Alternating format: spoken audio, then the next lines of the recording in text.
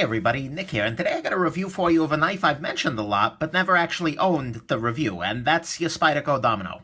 Now this was sent in to me by just a gem of a viewer, a guy named Francisco, who also sent me a couple of other knives that I'll be talking about in the coming weeks here. But basically, I'm really glad to check this out. It's also worth noting that this is a special edition sort of thing with the blue weave carbon fiber here, which is just gorgeous in person. I hope that comes through in the video. But this is a really nice material, and it doesn't, although it doesn't look carbon fibery all throughout, it's damn pretty. So I like this a lot, and the steel is an XHP. So let's go on ahead and jump into our review here. First, just talk about the size. This is your Spyderco Delica. This is your Sleesh Bowie for comparison there. And here's a PM2 that's done in, it's got copper scales, but, you know, nonetheless. So that gives you a good idea of the size of this here particular knife. So, Spyderco Domino, let's jump into the good, the bad, and the ugly. First, the good. I've handled a bunch of dominoes in the past. Most of them fairly early towards the release of this knife, which was some years ago now. And at the time, I don't remember being very impressed with the flipping action at all. It was a little bit inconsistent. But that said, whether it's because they've improved things since, or because this particular one is broken in nicely, or I just Francisco happened to get a really good one, this flipping action is damn good. So, the action, I got a compliment. It's not quite as nice as on some of your ZTs, or certainly on your Razor or your Norseman, but it's pretty damn good. I got no complaints about the flipping action there, and as you guys know, I'm kind of retentive about flipping action. So that's a wonderful thing. Features-wise, it's got some good things going. It's got a steel lock bar insert, which also serves as your over-travel stabilizer, which isn't really necessary, but it's nice to have. The scales are just really pretty. Wow. I love this texture, and it's a hell of a lot better than the initial, it looked like a really bad sweater carbon fiber that they put on the first dominoes. This is a much nicer kind of affair. These are getting hard to find in this particular color, but if you can, I recommend it. It's very pretty. One thing I'll point out is that there are full liners here, and they're titanium liners. The titanium is on the inside of the carbon fiber and the G10, and I think there is G10 in there, but nonetheless, there are full liners here, which is a beautiful thing. And the stonewashing on these liners, on the titanium, is just great. And I think they're using, since this is another Taichung Spyderco, I think they're using the same technique to stonewash your domino scales as they did on your Sleesh Bowie, and oh my god, do I love this stonewash on the Bowie. So that's a beautiful, beautiful finish to put on the knife there. That's a nice thing. The steel is CTS XHP, which is just fine. No complaints there. And there's a four-way clip, which is very nice. For some people, for me, it's always going to be tip up right side, but it's always good when lefties can get into the game. Although it's a frame lock, so that's a little awkward. The fit and finish on this is just great. All the screws are nicely recessed. Everything matches very nicely. It's a Taichung Spyderco, so, what do you want? It's very, very nice in that particular way. But the biggest good thing this has going for it are the ergonomics, which are just great. Oh my god, this knife feels good in the hand. This is probably as good as the Manix 2, which is probably the most ergonomic knife I've held. Really, really, really impressed with this knife ergonomically.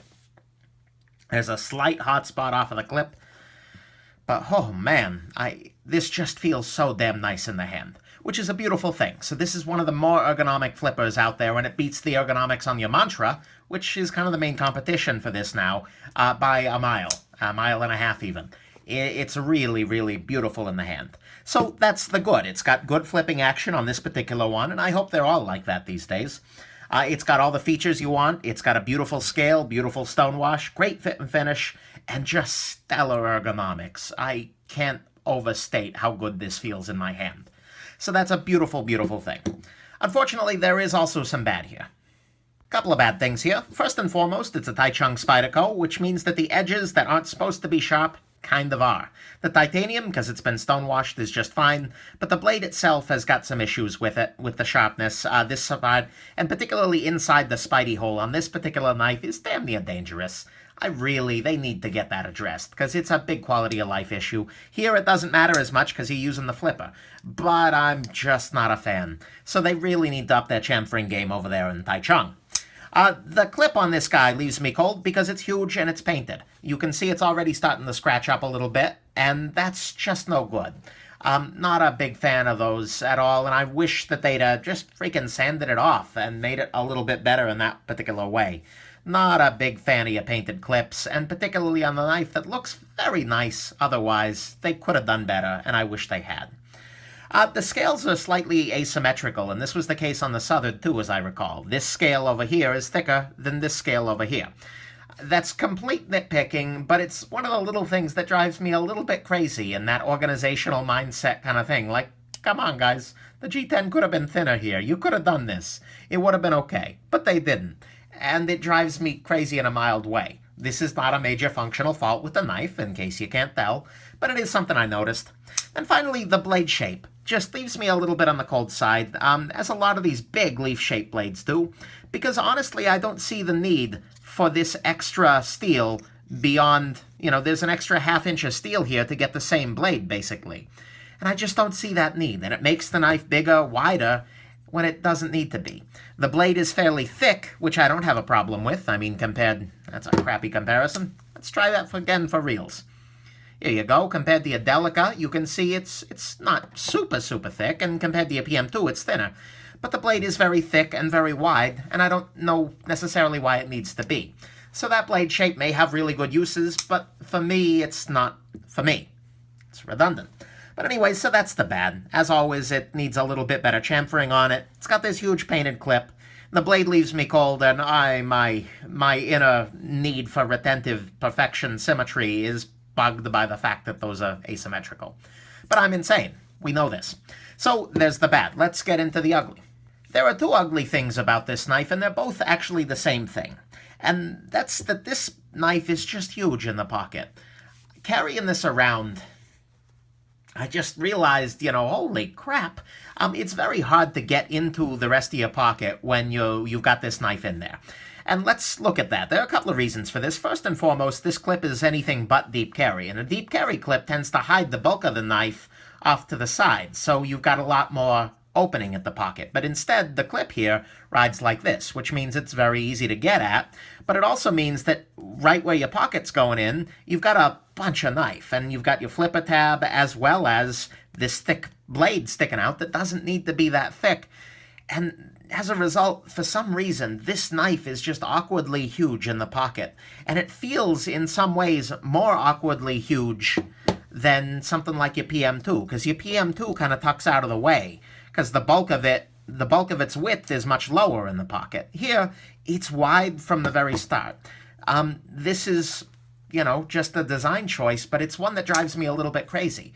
And carrying this around for review, I just kept thinking, oh my God, is this knife huge?